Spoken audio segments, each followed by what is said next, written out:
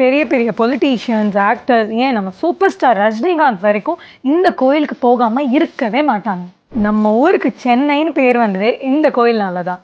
நான் சொல்றது சென்னை பாரிஸ்ல இருக்க காளிகாம்பாள் கோயில் தான். 3000 வருஷத்துக்கு முன்னாடி நம்ம கடற்கரையில இருந்த சென்னம்மாள் தான் இப்போ நம்ம காளிகாம்பாளா இருக்காங்க.